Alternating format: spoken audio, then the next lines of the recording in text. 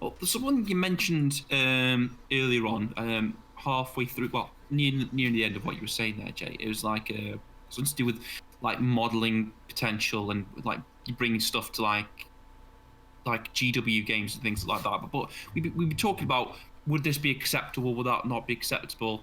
Which kind of leads me on to my next sort of like point, which you were looking at, Chris, which is like house rules for this kind of thing, because some of those models that you've shown there don't have any like frame of scale, so you don't know how big and how small they are. And I know with the rules as they are written nowadays, if you see any part of a model, regardless how minute, like the end of a gun barrel, the tip of someone's talon, you can shoot that model.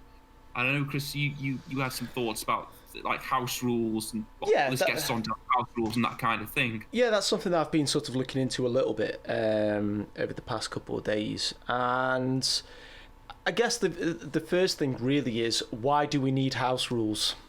And I'd ask you two the question first of all. Why do you think, first of all, Ben, why do you think house rules are... Actually, no, I'm going to ask Jamie first, because I know I've been speaking to you about it a little bit. So I'll get a fresh perspective. Jay, first of all, why do you think we need house rules? It's sort of the same reason people make their own sort of day one patches for games, because they're trying to fix what the developers haven't quite got right, I think. Yeah, I'd say that's a very good point, and probably one of the main points. Ben, anything to add? With a game like 40k, I mean, there is an insane amount of moving parts. I mean, you could get the rules down. You could refine the rules for 40k down to a mirror sheen. Everything works perfectly, but the whole nature of them releasing new models with new weapons with new rules, something will inevitably break.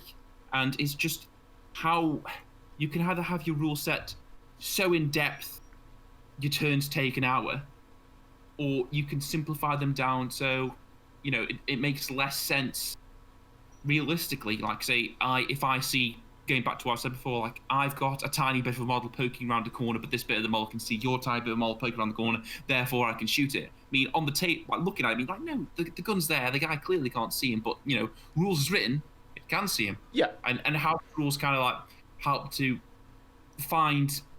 So, because some people will be happy with a super complex sort of rule set. It depends how militant you're going to be about it, doesn't it? Yeah, I think house rules help that your particular subset of your gaming group come to an understanding of how things should be played. Like, it varies from person to person.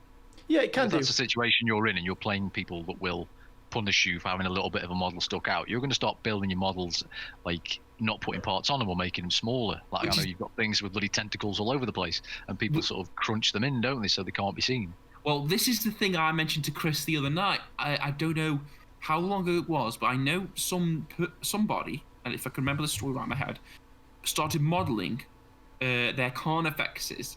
So they looked like they were coming out holes in the ground. It's basically like a little bit of the Carnifex body and a head poking out of a hole. And it's like, oh, you can't see him. He's behind the cover. You can't see him. It's like, mate, that's taking oceans of piss. You can't. That's not right. But some models will have an unfair advantage. I like to model my stuff in a certain way, like, because I have like nids. I like to have the scything talons. You want it to look how you like it, don't you? Yeah, like raised up, sort of like it's about to stab down or something. But I'm instantly putting myself at a disadvantage there because I'm raising the profile of my model. It doesn't have any guns, so that thing's going to get shot at a lot more because it can't hide as easily behind cover. Yeah. And that's the decision I've had to live with just because of the way I've modelled it. Yeah, and that's exactly right. And you've both touched on two different reasons for house rules. And I think there's three reasons I sort of thought of really of why house rules, the benefits of having house rules in place. The first one, which is from what Jamie said, which is trying to correct an imbalance in rules. Balance. Yeah, balance. And there's naturally going to be an imbalance because you've got the competitive play and then you've got the casual play. Now, we are casual players. I would argue probably the majority of the consumers and fan base are going to be casual players, not competitive. Filthy casuals. Yeah. Filthy casuals. But the competitive side of things, from at least my little bit of understanding anyway, seems to be a big driving force for a lot of the rules. And then they do get corrected, or in some cases, they do get corrected in due course with FAQs, etc. So the first point is, trying to correct an imbalance. That just is really pretty obvious, I think, to everyone playing, or like I said, to most casual players. If you're just playing for fun anyway, which we do, we're not winning any trophies at the end of it. We're just winning some bragging rights, I guess. The second point, Ben, which is what you said, to me, what you're describing is the immersion in the game. It's making it so it's more realistic. And I'll put my hands up, I'm guilty of being one of these guys, and it's not just with 40k games, it's with most games, where I'm a stickler for rules. It's because I don't like the idea that rules can be bent if it's not set in stone. It's how far do you take it, and then it's like, well, have I won fairly or have I not won fairly? If you play exactly by the rules as written, that way you can't really argue against it. That's what my standpoint in the past has been. However, given it some... when it feels wrong, basically. And the rule about this point, my point of model, like the base of my Titan can see the tip of your... what's it called, Jay? Your big scarab thing? Oh, the heavy construct. Yeah, heavy construct. You can see that under a slight gap of a crate. This actually happened, didn't it? It did happen, yeah. Between two crates, there was a sliver of a gap, and you managed to get 18 Dark Reaper shots in there. Yeah. And, just playing by the rules, and because I was so focused, and that wasn't me trying to take the mick in sort of, oh, that rule applies to me, but it doesn't apply to you. I always try, I will always make a point of going off the rules as they are, and, works both ways. That way I can't complain if I've lost, it's just fair. But, yeah, the immersion side of things, I would agree that really, touching on the point you made, Ben, it should really be a case of, okay, I can only shoot that, and this is where it's down to your own clarification. I would say a model can only draw line of sight on something if basically its viewing point, so its head or wherever it would draw basically that line of sight from, is actually able to see the model. Or in certain circumstances, think of tanks. A gun which is on the far right hand side of that tank can't shoot something that's on the far left of it. I know some people, looking at some of the house rules online, some people play that one. Whether or not you guys agree with that, you could argue, the tank can then turn. Yeah, that was, I think, one of the rules back in 7th. But so there's that sort of thing. So it's the balancing, it's the immersion side of things, and it's also the third point I would make. It's also about just trying to make it fun as well. It is sometimes. Sometimes you can come a cropper to. Thing is, no house rule you make is going to be a cure rule, because to make things simpler, a lot of people say, well, you measure from the base, which is fair enough. But I know this happened between you and me, Chris, when we were playing. Basically, you had your Wraith Knight, your big Titanic unit, and he was. It wasn't actually my Wraith Knight. This was back. It might have been right at the start of 8th, mate, when I still had an Imperial Knight with my Grey Knights, and I think I had my Knight on the board. I think. Right. Well, it was a knight of some description anyway. And basically, he was standing right next to a 3-story building, and there was a lictor on top of the 3-story building. Now, this lictor was so close to this knight, if the guy jumped out of his cockpit, he'd be able to smell who that lictor had for breakfast that day. That's how close he was. Well, as rules is written, you can't hit him. He's more than 3 inches away. Yeah. Yeah. You're literally within an inch of him. Yeah. I could destroy that building. I'm so close. I can see what that guy's thinking in his beady eyes. But no, can't hit him. And it's things like that will come a cropper. But it's like I say, these house rules. The nature of the game is there's always going to be grey areas and murky areas. You're never ever going to get away with it. You can try and use common sense, don't you, and make sure everyone's happy with what you're doing before you do it. Yeah, and that moves on to my next point, really. And for house rules to work, and this is what you kind of, if you are listening to this and you are in agreement with us on this, and I think most people would be, then for it to work, you've got to have it set out very clear at the start. Okay, if you're in a club, then obviously the club sets the rules, but they have to be almost.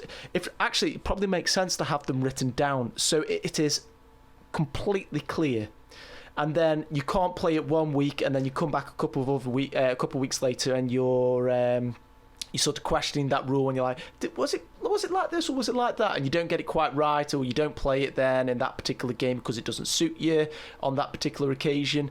So you have to, with house rules, you have to make it so it's completely clear, so it's fair.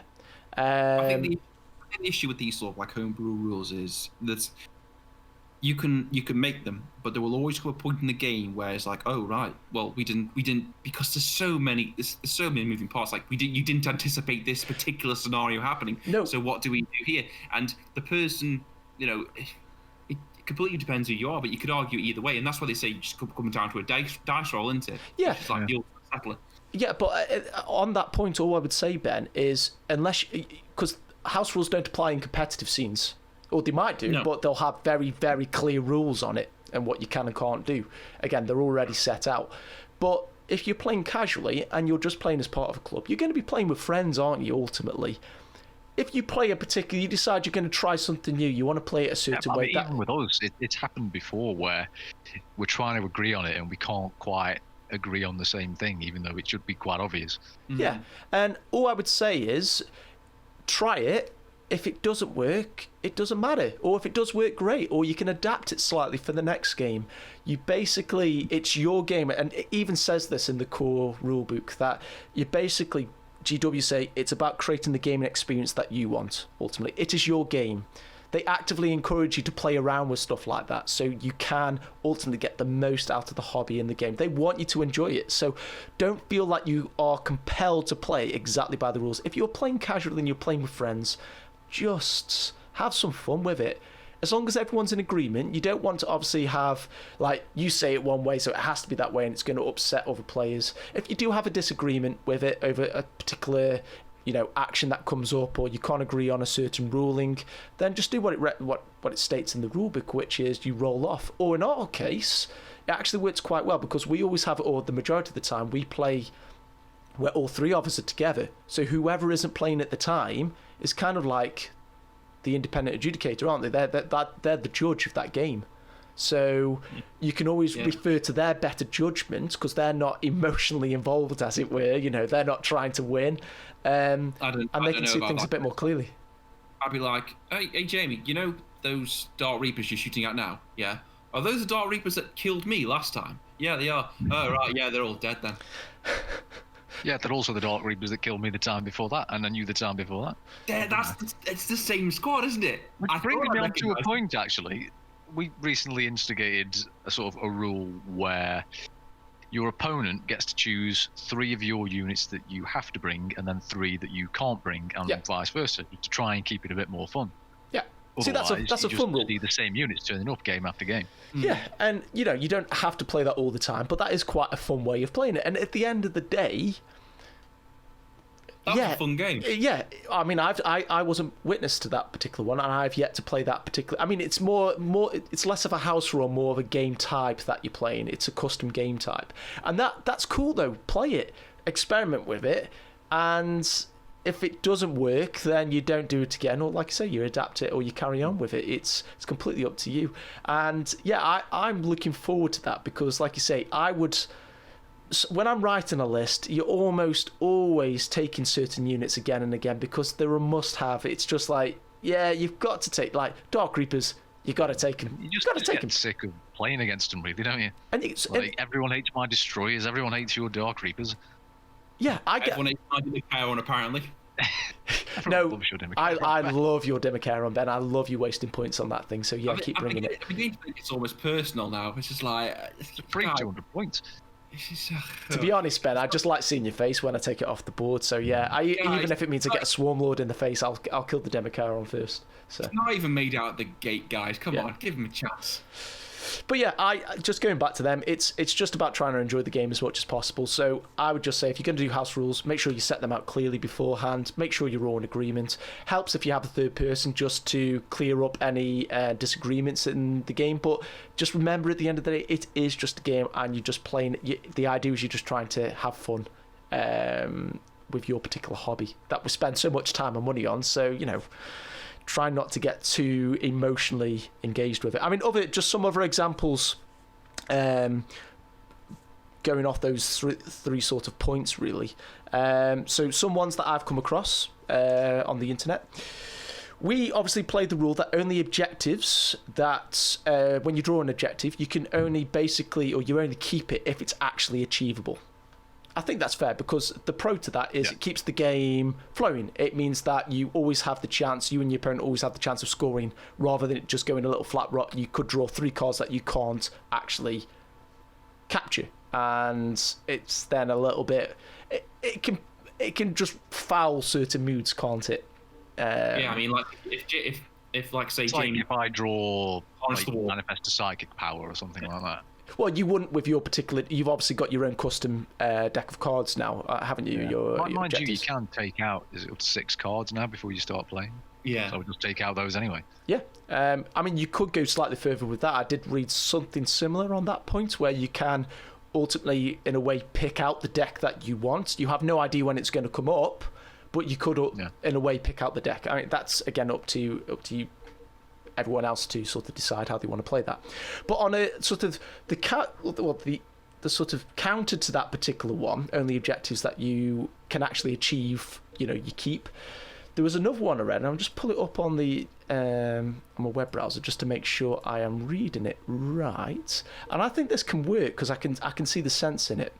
So, a slight slant on this. If you draw something that you can't actually score, so you can't do because of your army, because of the list that you've built, like casting a psychic power, but you have none. So that's like me taking Eldar, but not taking any psychics, and then I draw, you know, cast 3 psychic powers or whatever it's whatever the actual objective is called. Can't see that happening. Yeah. No, I can't see. But say it was, okay.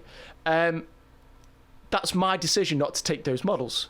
So in this particular slant, it says if it's down to a choice that I've made with my army, and I draw a card and I can't actually capture it, then I've got to keep it. Because I've made the decision. I could have taken models to do it, but I didn't.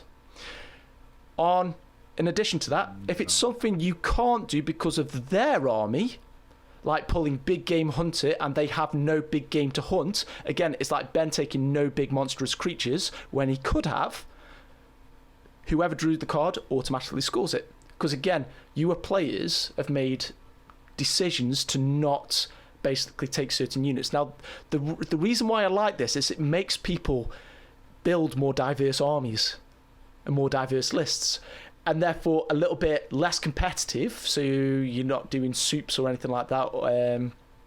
You're taking more fluffy lists potentially, and I like the sound of it for that reason. Yeah, like, I don't like the thought of having to bring a tomb spider every game, because that's the one model I've got that can deny a psychic power. Yeah, but you don't have any objective cards that make you deny the witch. I do have that one. Oh, do you? Yeah. Well, hopefully, Jay, you won't have that issue in the coming months when they release pariahs. But again, we won't go into that. Yeah, but I quite like that. And again, you know, you don't have to play it. You could try it in one game and see how it goes. If you don't like it, if you think actually it took away some of the fun element of the game, then yeah, you drop it. But I quite like that as a different slant on it. And this is one I kind of was trying to come up with a particular title for that, but it was just something simple as I forgot that, rewind. So it's more of like a friendly acknowledgement of if something happens and it doesn't have any impact. So something happened in a previous turn or phase and it hasn't had any impact on any results or actions up until that point when you've remembered, you are allowed to basically either, it could be a psychic power that you were planning on using but you just forgot. There's so much that you have to, obviously, as Ben said, there's so many moving parts. It's hard to keep track of all your rules, etc., and all your special abilities. You're allowed to then obviously go back and do it. An example of this happened between me and Ben. Ben, it was your shooting phase, or I think it actually got to your charge phase, and you'd remembered on turn 3 that you'd forgot to bring in half your army from reinforcements. Yeah. Or from reserves. Yeah. I think And they had been drinking at this point, just as a disclaimer there. We're not stupid. Yeah. yeah, we had been drinking. We drink in all our games. But aside from that, obviously, it would be pretty shitty for me because it hadn't really made that much of an impact. I mean, I think there might have been a slight... I mean, you could have brought on certain units, had a shooting phase with those and done more damage to me. But again, we had an agreement that, bring him on, you place him where you were thinking of placing him, and then obviously you can do your charges. Because if I had turned around and said, no, you can't do that, no. Because obviously that's going to have a massive impact on what you're able to do and the outcome of the game. It's just no longer fun. So I think just having it clearly set out with, as I've said, probably think of a better title, I Forgot That Rewind, where as long as it hasn't had any impact on the results or actions up until that point, it's okay for you to go back and basically do that. I don't know what you guys think of that. What do you think? No, I think that's fair enough. We do it anyway, don't we? So yeah, I'm fine with it. Yeah, I mean, there are times when we haven't done that because the game has got towards the end and it's down to like a few victory points, and we've had a few bevies. I can do that. I'm still 17 points behind. Yeah, you can do it. Yeah, yeah, fine. Yeah. So another one is, and this is where it comes down to try and balance out particular scenarios. I guess it's a lack of terrain. So, or due to a lack of terrain, and this might be for a number of reasons. It might be just down to the terrain that you collect. It might be down to the aesthetic that you're going for. You might not have the money to spend on terrain, or you might just not have enough at this stage, right? Everyone knows, or should know by this point, that 8th edition right now is a very pew-pew focused game. Melee armies like Tyranids, Khorne, etc. don't fare too well if you're melee focused anyway. Now, if you're on a board which has hardly any terrain and you're up against something which has a lot of shooty bang bang, you're straight away at a disadvantage. So one rule I thought of, one house rule, could be models over a set distance, say 18 inches, receive the benefit of cover, so you get a +1 to your armor save. Again, throw over to you guys. It's minor, but it could help. It could help because, like you said, it's prepared positions ultimately, but throughout the game when you're over 18 inches. With if you're building a meleeist army, I mean, like we've said before, we are casual players, but it is disheartening when you put something down and then it's like. It's immediately got line of sight on something which has got stupid long range, like a squad of Dark Reapers. Yeah, it's like, I know I'm putting this on the table, but give it a minute or two. I'm going to pick it back up again, put it back in the case. Yeah, because it's gone, and it's not great. I mean, you bought the model, you painted the model, you took the time in, you bought it, and then it's seen 2 minutes on the table before it just got, obliterated. Yeah. So yeah, I can see the pros to having that kind of rule, because it's not overpowered. It just gives you a little bit more survivability. It's fun. It's not trying to break it. It's just making it a little bit more fun, and like you say, it's just giving melee units a little bit of something extra to try and get into the game and ultimately use the models that you've spent so much time on. I know that's not really something that applies to you too much, Jay, other than maybe your Wraiths. That I think is your only real. You've got obviously your Lich Guard as well. So it wouldn't make any difference to Wraiths at all, I don't think. Would it not? No, they're in a weird situation where they've got a 3-up invul save but a 4-up armor save. Oh yeah, that's strange. I guess what you could say though in this example then, if your Wraiths they had this rule, they were 19 inches away from my Dark Reapers, but you'd also place them wholly within cover. They're now down to a 2-up armor save. But then again, the AP minus on those guns, it depends what's shooting at them. It's going to be a 3-up. Yeah, it depends on what the AP is. If you can see a definite balance issue going forward, like if there's like a few bits of terrain and you're up against a melee focused army and they're just charging towards a gun line, as has happened in the past, yeah, I can see a benefit to it. Like I say, you try it. If it doesn't work, you either adapt it or you scrap it. I can't see a con if it's 2 gun line armies. They're basically just going to get the same benefit, aren't they? So it kind of cancels each other out, really. But yeah, like I say, anything just stop like utter obliteration straight away, because the game goes quick, fair enough. But for the person who's just getting his stuff shot off the table, it's it's a little bit disheartening. I mean, that's happened to me God knows how many times. I mean, I'm so numb to Madeira getting shot to death now. It's just not. I think it's just it's screwed on as the sun going up in the morning and coming down at night. So I'm used to it. I've accepted it. But it is a shame though, because he is a beautiful model. So it'd be worth trying, Ben.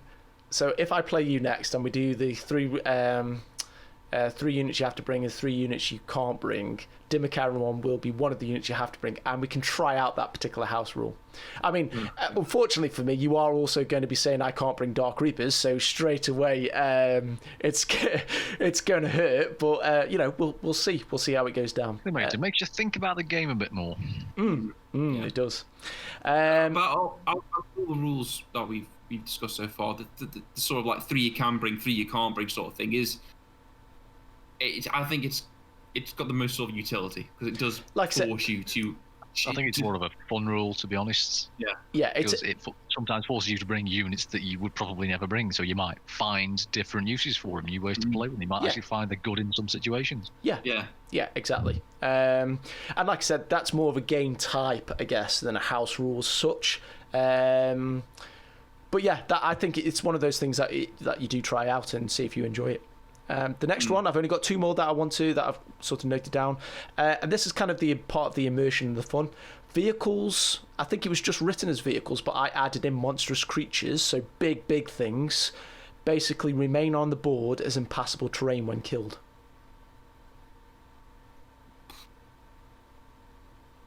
I could see that getting confusing quickly. I mean, particularly for like monsters and stuff like that. I think for me, that would sort of like be a bit of immersion breaking. I mean, like I say, going back to Madeira, if that was dead, it's still like a big ass monster sitting in the middle of the table. I mean, what's it still doing there? Well, that's the thing. That's part of the immersion. Now, again, you might not want to play like that. You might prefer having a cleaner board and taking units off and models off. It's a bit easy with tanks, and I will state this again. Well, I was going to say, with monstrous creatures, you might, if say you've been drinking, forget that model's dead and then try and use it the next turn, or end up breaking it because they have a lot of gangly bits. Yeah. With tanks, it's a bit easier, and that was how that particular rule was written online. Yeah. So just put a bit of cotton wool on the top, don't they? Yeah. I think I only added the monstrous creatures because Ben obviously doesn't have any tanks, so I didn't want to feel like he was getting left out. But well, that's a decision he made, Chris. Well, then again, you have got your Gene Stealer cult, so you're back in the mix again. The final one, and this is something where it comes down to balancing out the rules, in my opinion, anyway. Because I just think, and it's a little bit of the emotion as well, because I just think it's stupid, and I thought it's stupid whenever it's come up in games, and it applies to pretty much all of us with certain units anyway, or certain units and certain weapons that they have on them. All weapons. So all models that are being charged, all weapons can fire Overwatch regardless of range. And specifically what I'm thinking of in those situations is flamers that are 8 inches. If you think about, in terms of the immersion style things, you've got an enemy which is charging in at a unit. They don't they're an inch outside of our range of our guns. We're not going to fight even though they're now in range as they're charging at us. I just think the range on your guns when it comes to Overwatch is a bit stupid. I think it should just be a case, because they're charging into range of those particular models, you should be able to use your weapons on them. And that accounts for flamers that I have in certain some of my units. It counts towards Ben's nipple tassels that he has on his. I forget what they're called. Ben, can you? I mean, the big winner out of that one though is flamers, isn't it? For flamers, but you've got I forget what you've got a couple of flamers at least, I think. What's the big one on your tank? Your Orby sort of looking. Your particle hurricane. Is it? Oh, yes, I think that's it. Yeah. So I know that in my sort of benefits me. I'm trying to think what the unit is now. Does that count only if you make the charge or if you just attempt to charge? I was going to say that. I was going to say that would that be more beneficial, I'd say, if you declare a charge, you overwatch with the weapons you've got in range, If you're and 9 then, inches away and then you don't make the charge, you were never in range of that weapon in the first place. Well, yeah, I mean, that's... Ben, you disagreed when I sort of mentioned this the other day. I just think it's a bit daft if you are 9 inches away, right? You roll a 7, you stay 9 inches away. You've rolled 7 to charge 7. You should move 7 directly towards that unit. House rule. yeah, I just think that's a bit... But again, that's... How do you know you failed to charge? You never moved. yeah, exactly. I just think that's a bit silly. I think that's just more to stop like movement shenanigans happening. Like, it would have to be 7 inches. It'd have to be clear. It'd have to be like completely 100% clear in terms of how you move those models or that unit towards whatever it is you're charging. I think it would be like, say, if I'm charging a squad of something that has a flamer in it, right? Before I charge to declare Overwatch, so with all the weapons that you've got that are in range of the current unit, you fire. Yeah. And let's say I roll for charge. If I don't make it, you don't fire that flamer. But if I do make it, then I am going to run into you. So you fire the flamer. Yeah, I think that's fair. I think that's a nice addition to that particular rule. Yeah, definitely. Yeah, only if you make a charge. I can see that. Yeah, that makes sense, because then obviously the boats will be like, oh, I'm not gonna fire the flamer. Oh wait, now I am, sort of thing. Yeah. Give your thoughts on that, guys. If you're listening, just let us know what you think of those particular rules. Let us know, post your own particular house rules if you think there's certain ones that just make just obvious. In terms of obvious, I want to just chuck one in that we've started using. It's more of a balance thing. Go on. We've done away with Cs. Oh. Cs, got rid of that. Oh, okay. Yeah, it's because of how games start up and are set up nowadays. If you manage to seize, you're in this position where you've picked the map, you've picked the side of the map you want, you've counter-deployed to your opponent, and then you're going first. It's just an uphill battle from your opponent from that point of view, isn't it? Yeah, I can not see. a fun way to start a game. Yeah, there is that. I mean, it is only on a 6, you could argue, as the counter to that. And if you set up to seize the initiative, then you are gambling quite a bit there. Whereas I personally wouldn't set up my particular army with the idea that I'm going to seize the initiative. Oh, I'd always set up to counter-deploy to my opponent, and then seizing to be a bonus. But it is quite a big bonus. It's not like the days when I'd put a unit down, then you'd put a unit down. It was like constantly counter-deploying. It's like you counter-deploy the whole lot, and then you go first. It makes more sense just doing away with the initiative now than it did back then. Yeah, I can see anyway. I can see the sense in it. Again, let us know what you think, guys, if you're listening. And that's pretty much it for me when it comes to house rules. Ben, I think it just leads on finally to your little section. One last thing that I wanted to talk about is like a little fun, little sort of little thought exercise. And I asked Jamie and Chris before we started the video to pick your top 3 and bottom 3 models in the 40k range right now for their own personal preference. I'm not talking about rules, we're talking about aesthetically. Now, before we start discussing this, just want to make it clear that looks and feelings of aesthetics are completely your own. I mean, I might slag off, and I will be slagging off, some models that you might actually love. But that's just my opinion. And opinions are your own. You may think some models I like are garbage. But your opinions are your own, even if you're wrong. Opinions are your own. If you think I'm a fucking idiot, and please tell me why I'm a fucking idiot in the comments. But just go forward, just bear that in mind. Everything I'm saying is in jest. I mean, everything I'm going to say isn't in jest on this point. I feel passionately about some of these models for one way and the other. But I think I'll start this particular. Are we doing? How are we doing this, Ben? Are you doing all of your worst 3, your bottom 3? What we'll do is I'll do one of my worst, and then Chris, and you can do yours. Okay. And then Jamie, you can do your worst, and then I'll do my third best one, and we're finishing on a high note. Yeah, and just again for listeners, I will put pictures of these particular models up on the video, because you might not recognise or know exactly what it is we're referring to. Right. I'll just start because of how I've got this set up. I've done third worst, third best. Third best, third worst, and then it ends on the worst. Okay, Ben, do all your 3. Just do that. All my 3 worst. Okay. I knew this was going to be your first. I'll start my garbage fire with this thing. I fucking hate this thing. It's not the first time I've ragged on this fucking thing, and it's not going to be the last. The Skitari. At least it's not first worst. It's not the first worst. It's not. It's. Oh, God, I hate this thing so much. It looks like a bumper car from a fun fair ride. With the way it looks like it's just hovering around on like cheap rubber. It looks like you can go down to any toy shop right now and buy this thing now. And I'm thinking to myself, this must be what people in the 50s thought future tanks would look like when we're doing battle with spiders on the moon. You're probably right there. It's so fucking stupid. The bumpers around the bottom of it just look so tacky. It looks like this is the beginning of the shift for the AdMech line, where I was thinking, you know what, the AdMech stuff looks pretty good. You know, the way like sort of the Doom Crawl is like a spider tank. The way the like, I don't know what they're called, like the half men, half sort of like dudes on tracks thing, sort of like very cybernetic. Even like the Electro Priests were like pretty good. And then this is the beginning of like a weird like tonal shift. I'm like, I don't want to collect Skitari or AdMech because I don't want to be associated with this horrible thing. I hate it that much. It's completely put me off ever Not a think fan there. get completely AdMech at all. And the reason that's only on number 3 is because, you know, sometimes, this is the one thing I'll say in its defense, sometimes you have a swing and you miss. And this was the guy taking a swing, completely missing, falling over and shitting his pants.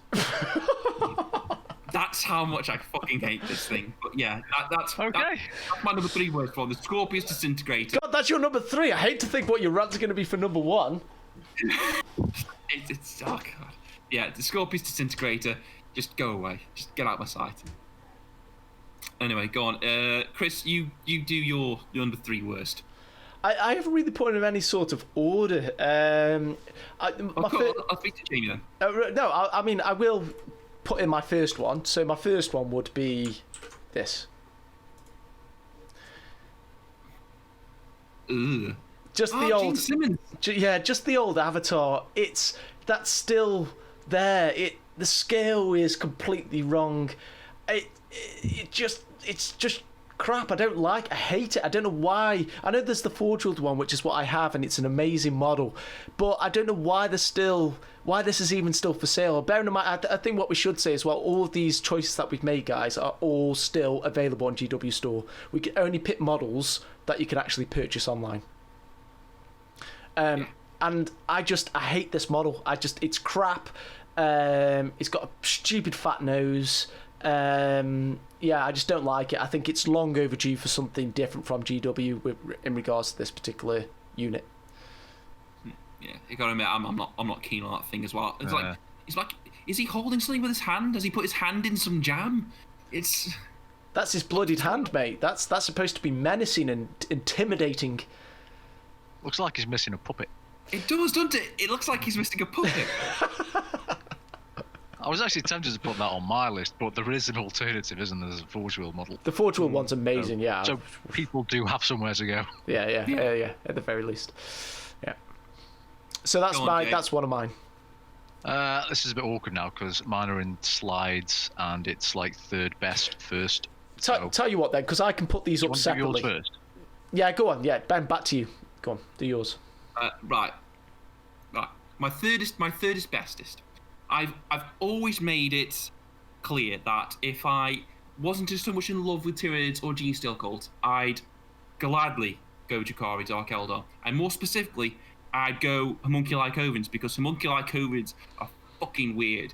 They look like if you locked someone in a windowless room and got them to watch non-stop Hellraiser films for a week and then said, write down, draw me what you're thinking right now. The Homunculi Covens would be it, because they're just so Hellraiser, it's unreal. Clive Barker wanted they did the Hellraiser.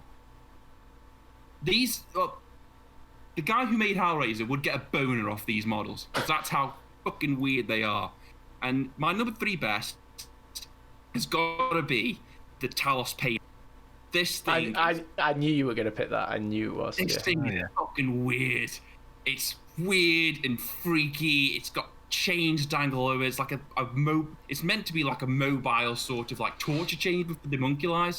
It's like, what was this thing in life before it became this horrible thing? It was probably a lot of things, wasn't it? Yeah, it is just fucking It's grotesque, weird. isn't it? It's grotesque. Yeah, and that's the overall theme of that. The entire section of. Has it got a microphone on top of it? Has it got 2 microphones on top? It looks like it. Yeah. That is weird. Who knows what's going on, Jamie? Who knows? Nobody knows. It's just creepy and weird, and that's the good thing about this model, and just that this range of Joe, the homunculi Cobans, it's creepy and weird, and I like creepy and weird, and this thing is this creepiest weird thing they've got in their creepy weird shop, and that's why it's my number 3 best, because you put this on the table, you're just like, ugh, I don't want to go near that thing, and that's why I'm number 3 best. Okay. Go on. So back to you, is it now, Chris? Yeah. Again, I haven't really put these in any particular order, but I guess my third one,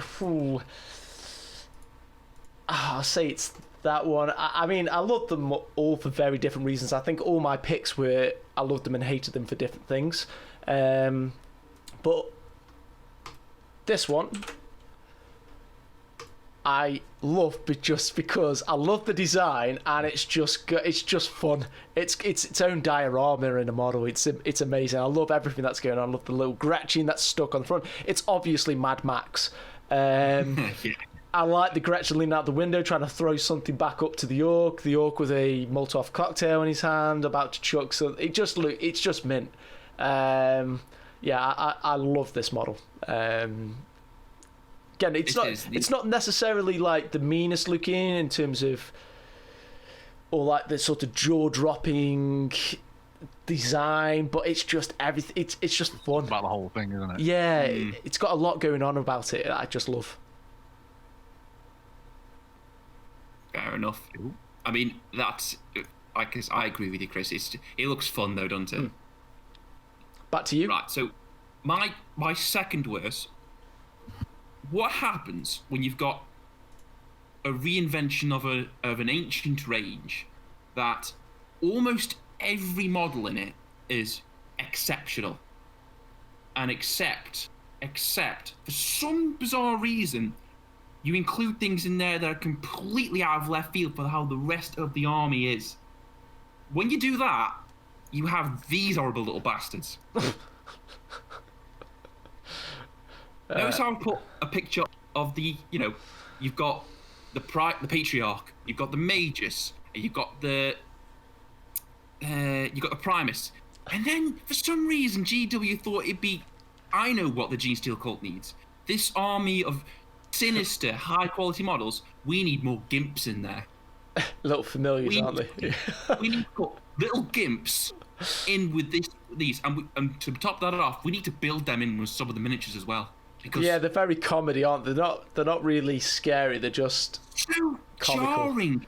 It's like the entire Gene Steel cult range for me gives off a really sinister vibe.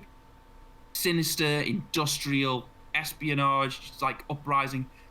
Everything about the Gene Steel cult range, all their models are exceptional in my mind. And then they just ruin it by including these horrible little things in there. And like I said, the worst thing is, they've built these into the sculpts of some of the other models. The Sanctuses, the Abominant that I've got. They come with these little gimps. Get away. It's like, why would you do that? What bet did somebody lose that these have to be included? If there was a way I could get, I've got them. But if I could wink them out of existence, I would, because they are that's why I'm my number 2. Because the Gene Steel cult army was an ancient army. They had an army, and it was reinvented, brought back, and it was an overwhelming success. And these things are like the one bum note in an otherwise perfect orchestra, and that's why they're my number 2, because they're just fucking there, and I wish they weren't. Yeah. Go on, Chris, your number 2 worst. Here you go. Just You can still buy this, and I think this is the thing that I'm outraged at. That's a Rune Priest and Terminator armor for Space Wolves, and it's 15 quid. As someone let a 5-year-old loose with that thing with a pen. It looks like, I can't remember what the breakfast cereal is called, but do you know the ones with like the letters in, and you could spell. Yeah.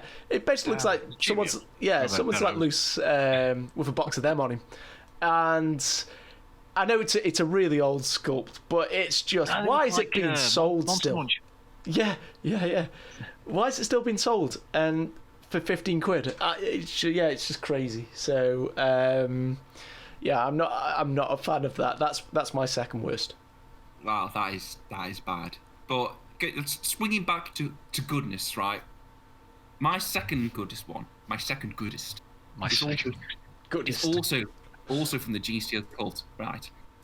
This is how the conversation went. It's like, Alan, yes, John, you know the Gene Stealer cult? Yeah. You know how we've designed them to be all like, well, very industrial, like all like miners? Yeah. Well, do you think they're missing something? Or what do you mean? Well, you know how like miners have access to like industrial stuff? Oh yeah, you mean like the rock grinder we've given? Yeah, I know. I just think these miners are missing something that would really help them with their mining escapades. Well, how about we just give them a massive fucking drill? And that's when the tectonic frag drill was born, because there is no situation that can't be improved with just a massive fucking drill. Has it got a laser beam on it as well? Does it even work? That thing is beautiful in its simplicity. And, right, when this was released, not only were Gene Stealer cult players happy, but also Orc players were exceedingly happy, because now you could put jet engines on the back of this thing and make it look like Dick Dastardly's car from Wacky Races. This thing is brilliant because not only the Orcs love that as well, don't they? Yeah. Not only is this an excellent Gene Stealer cult model, it's also a piece of terrain. So I don't even need to be playing Gene Stealer cult in order to bring this beautiful thing. I mean, it's got a big drill and it's got 2 little drills. What do those 2 little drills do? Who fucking knows? Who cares? It's a big drill and it's beautiful. I would bring this thing regardless of the army I was playing and regardless of the board I was playing on. Playing on a desert world, bring the big drill. Playing on a wood, like a jungle world, bring the big drill. Then we're playing on an ocean world, so, well, I'm sure there's ground somewhere down there somewhere, bring the big fucking drill. We're playing in space in Zone Mortalis. Those bulkhead doors look pretty thick. Better bring the big drill. Just big drill. All the time. Big drill. I love this thing. Fair enough, that's quite the endorsement. It was just getting a bit awkward. So I think we've obviously come to the conclusion that Ben likes big drills. Now, my second favourite would be this one. I know you snigger, but I actually really like that. I think it's basically Dread on a bike. And Jay, is it pronounced Samuel? Samuel? No, it's San Miguel. It's not San Miguel. I mean, that'd be a cool conversion if he was sipping on one of them as he was flying in. But I got some livery on his cape. I really like that. I think the design, the level of detail on that's mint. I love the bike. I know Custodians obviously have their version of the bikes, and it was between him and them. And I just thought there was something about this particular model that swayed me towards picking that over them. I've always said that these kind of bikes, particularly the Custodian ones, all they need is to have a scantily clad, attractive lady or man, in fact, just draped over the front of them, and you've got the cover of a heavy metal album. Yeah, but yeah, pretty much, yeah. And I really like it, so that's my second favourite. Right. Okay. Well, my top pick for my number 1 worstest model, the Admech tank thing. It was a swing and a miss, but it was fresh. No one had ever thought about it before, and it just fell flat in its face. The G-Steel Cult Familiar is the only blemish on an otherwise perfect range. What is the one thing that's worse than those two? It's when you have an existing model and you decide to make the next version of it, inferior to an already existing version of it. And that's why my number 1 worst is the Hive Tyrant / Swarm Lord. Ah, okay. I'm so upset, and I'll bring it into context. The Hive Tyrant for me does not represent what it's meant to be. The Hive Tyrant is meant to be the numero uno, without going into like things like Norn Queens and things like that. The numero uno of the tyranny of the battlefield. It's meant to be like the extension of the Hive Mind's will, and it just looks like a monster. I know it is a monster, but just like a regular monster. It doesn't have any sort of look at me flashy sort of stuff. Yeah, it doesn't look as impressive as it should, and the way the sort of carapace hunches over the back of it kind of makes it look squat. The way it's bent down with its legs. The weapons I'm not too asked about, because you can mix and match an entire variety of weapons. But as I said on the intro to this, the reason why this thing is so depressing to me is because Games Workshop / Forge World already reimagined this thing in a more superior form. And that's this one. The Forge World Hive. This was the direction Hive Tyrant should have gone. Yeah, that's straight away. Yeah, it's 100% better, yeah. It's like, it's taller. The head looks more menacing and alien. The tail is not some horrible little dangly thing that's just coming between your legs. It's a big ass tail that can sweep around and impale things. You had a better design direction for your model already, and you chose to ignore it and go in this direction. I mean, I can tell you're passionate about this because you're obviously banging against the desk, so... The Hive Tyrant... drill. Yeah, drill. Let me drill. The Hive Tyrant is not a bad model.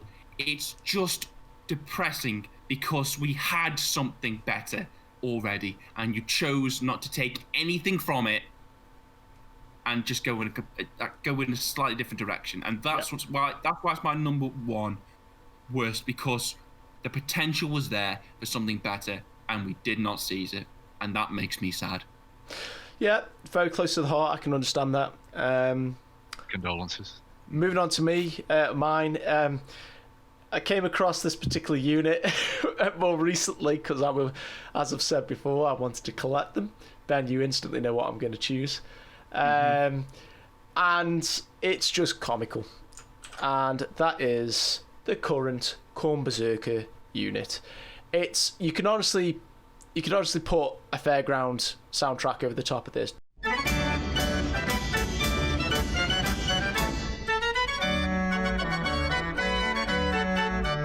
So if you have a look at the models, it's just, especially on certain ones, the faces on him is like the bottom right, he's got a proper goon going on. That's the Red Skull.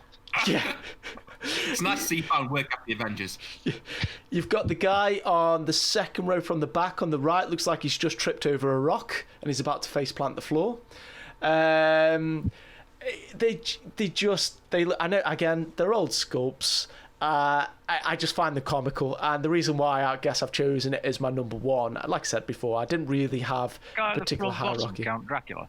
Yeah, I thought that as well. Okay.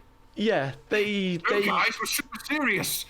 They desperately need redoing, and obviously will do when Wildy does get the limelight again and get a release. But yeah, they're an awful looking unit now. They definitely showed their age, and it is time they basically went into the history pages and never saw the light of day again. I can agree with you on that one. The Khorne Berserkers aren't meant to be funny. No, they're not. They're meant to be angry. Yeah. And I think this brings me to my number one bestest, and it's going to be no surprise to anyone. There was another model in the running for number one bestest. I was going to pick Abaddon, but Psychic Awakening has gifted us with a model that's even better than Abaddon. One that deserved it more than Abaddon. And that is the main man of the Ghazghkull Thraka. I don't need to say anything. I don't need to go into a rant of why this thing is amazing. It speaks for itself. I will go into a rant. It's got 4 miniguns. And he doesn't care where he's shooting or what he's shooting at. He just looks happy as fuck that he's shooting 4 miniguns. I mean, whatever he's shooting at, he's going to hit it, isn't he? Well, you don't say. It doesn't matter. Is he hit it? Who knows? Is he gonna die? Who cares? Look at this thing. He's the beefiest beefcake there ever was, and this thing makes me want to collect orcs because it makes me happy to look at it.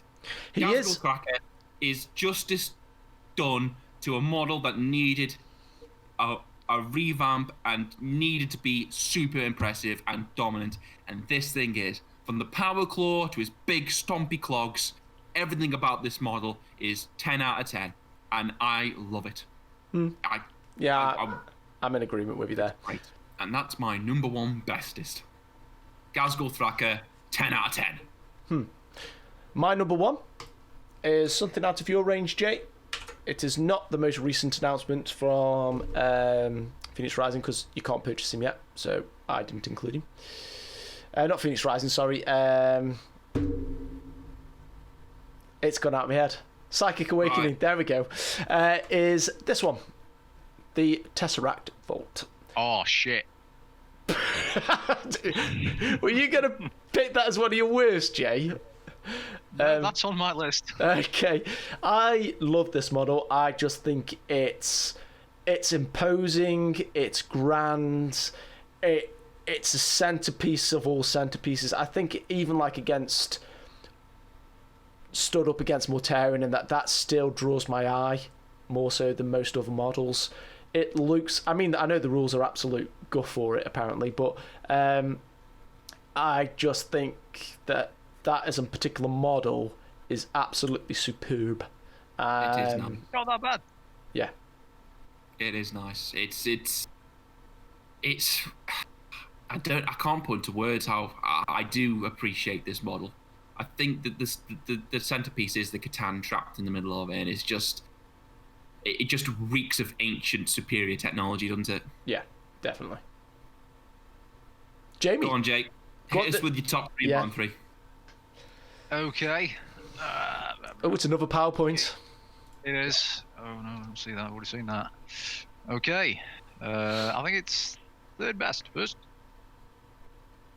The Riptide. Yeah, very nice. Yeah, I was looking at the Tau stuff and was very torn about whether to include anything. Yeah, on one dark and stormy night, this thing nearly caused me to buy some Tau. Just looking at it still haunts me to this day.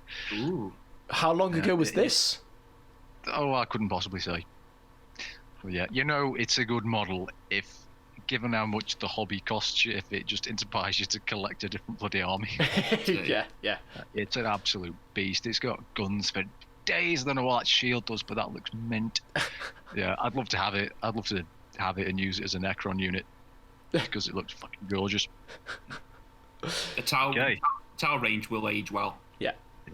The only thing I don't like about it is the same problem the Eldar Wraith Knight's got. Whereas that's got tiny hands, this thing's got a tiny head. Yeah, it does look a bit odd. Yeah. So it was stuck between that and the what's the other one? Oh, it's the got big a more one. reasonable sized head. Yeah. No. I can't remember what it's called. The one with the massive gun. Storm Surge, is that it? Yeah. Ooh, I'd have to have a look. Yeah. Also amazing. Okay, third worst. This guy. Chief Librarian, whatever his name is. And I'll tell you for why. Right? So, if you're an Ultramarines player, this guy comes along. Mm-hmm. Look how fucking heroic he is. Yeah. Standing, you seen the size of that rock? Yeah, that's pretty impressive. And this guy comes along. Bless him, he's doing his best. Big Daddy's back in town. Oh shit, Primoris me up. Where's my rock? Give me a head as well. I'll stand on that. He's doing his best. But this guy, I mean, it's not like he was late to the party. He wasn't even fucking invited to the party. He's like, shit, look at these guys. I'm a big deal too. Quick, find me a rock. Yeah, I was gonna. Standing on a rock with his rod held up high. It's been done to death. It's boring. It's terrible. Get it gone. Is he actually been primarified now? Yeah, it's the new model. They've actually just brought out a newer Librarian Terminator, and I find it hard to tell the two of them apart, but even he looks better than this guy, and he's supposed to be the top dog. Yeah, Ooh, that's boring awkward. as hell. Okay, number 2 best Yes. Obviously. Yeah. Fucking love this model. It's absolutely gorgeous. There's There's so much design gone into this thing. It makes me sick. Yeah, I like you, Jay, with your with the Riptide. There have been moments when I've looked at this. I know I've talked about wanting to collect World Eaters, but I look at the Death Guard stuff, and especially Mortarion, and it makes me want to collect them. I can't agree with you on this, guys. I mean, I personally think... Well, you're wrong. Yeah, you're wrong. Shut up, Ben. Shut up. Big Drill wins. Big Drill better than that. Big Drill. Anyway, carry on, Jay. I'll give it that. Yeah, I mean, I've been looking at this for over a year, and every time I look at it, I still see something new that I didn't see before. There's that much effort and work gone into it. I'd love to have it and paint it, even if I didn't collect Death Guard. You want to paint that? I don't want to paint that. Of course I do. I mean, it'd take me probably a year and a half at my current schedule, but... fucking amazing. Yeah. Okay. Second worst. Wah, wah, wah. Look at it. Oh, I mean, fuck's sake, you've got like 99% of Aldar vehicles either hover or float or fly at the speed of fuck. And then they You've decided got to have this a go at a walker. What is that? Like, the whole point of a walker unit is to deal with rough fucking terrain, and you give it bloody hooves. What's going on with that? That's terrible. It hasn't got any arms. Look at that shield. His head's poking over the top of that shield. Not that it's going to stop anything anyway. Oh, God, that thing is absolutely awful. I hate it. It looks like a chicken cow. A Wraith Knight's got more firepower in its left testicle than this thing. It's awful. I hate it. I hate it. Yeah. And if you bring another one to one of our games, Chris, I'm going to stamp on it. Well, I've got two, so ha. I've got 2 feet. Oh. Yeah, I don't like them either, Do mate. you disagree? No, I don't. I completely agree with you. They're stupid. Basically, as you said, it kind of doesn't really fit in with the rest of the range, to be honest, in terms of the aesthetic. They had a go at trying to do a walker, and then that was the result. And some poor sod basically has been left with piloting it. You know, in Star Wars, that bit where they tie the ATSTs or AT-ATs feet with cable, it looks like looks like a small bump will tip this thing over. Yeah. Doesn't look like he's going to get over that rock, to be honest. Yeah, no, it's not good. Okay, number 1 best. Yeah. Oh. Yeah. I'm glad you agree. Why haven't you purchased it yet, then? Don't want to paint that. You want to paint Mortarion, but you don't want to paint that. Jesus. See, that's got insides to it. You need to get your priorities in order, sir. And the one reason I haven't bought it is because I haven't really put a lot of thought into how I can detach that Catan from it and use it separately, because I don't want to spend 90 quid buying the Catan on his own and then be stuck with an obelisk that's worse than useless. That's not true. Can make a nice paperweight, I suppose. Yeah, it can gather dust. Can be a dust collector. Great. I love that. I don't want to harp on about it too much, but it's just so like the epitome of what Necrons stand for. It's like reeks of old weird technology. It's like got a pissed off god trapped inside it, chucking god powers out. It's got 4 lightning orbs on the side, chucking green lightning everywhere. It's got fucking 6 wraiths stuck to it. Yeah. Oh, it's brilliant. I'd love to have it, but I'd hate to have it. Passion project, maybe one day. I've got to finish the heavy construct first, and after I've finished my house. So, not yet. Right. Number 1 worst. I thought I'd try and pick these things based on like how they aesthetically and thematically fit into the ranges that they're in. And for me, this guy, he doesn't fit anywhere. He's terrible. Look at it. Yeah. Fucking naked. He's lost. I had him. I've got him. I thought he could win the fight against Nightbringer. I was wrong. God, he just so doesn't symbolise what Tau is for me. He ain't got any clothes on. I mean, if you're going to be striding the battlefields of the 41st millennium, I think trousers are a bare minimum.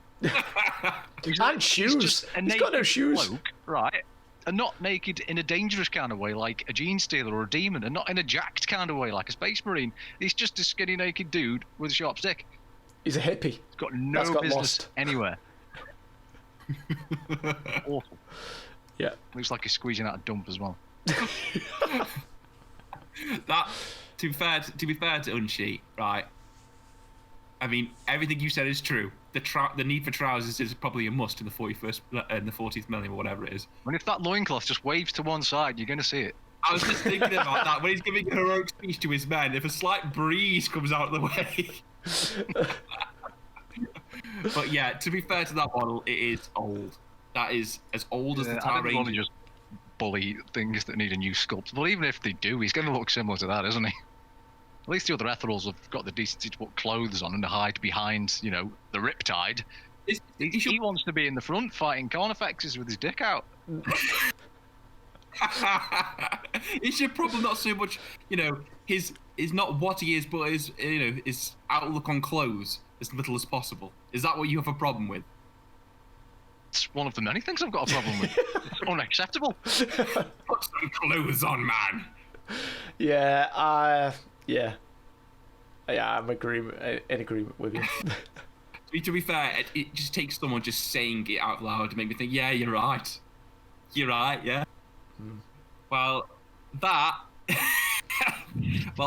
thankfully brings us to the end of this particular video. If you guys out there in internet land have any comments you want to share with us, obviously please drop them in the comments box. Just our opinions, guys. Don't go nailing us to crosses too hard. But you know, got any opinions? Share them down below. So if you like the video, like the video. If you don't like the video, don't like the video. And yeah, that about wraps it up. You got anything else, guys? Nope, nothing from me. Thanks very much for listening, guys. Yeah. Yeah. And we will hopefully catch you all again next time. See you later, guys. Bye. Ta-ta.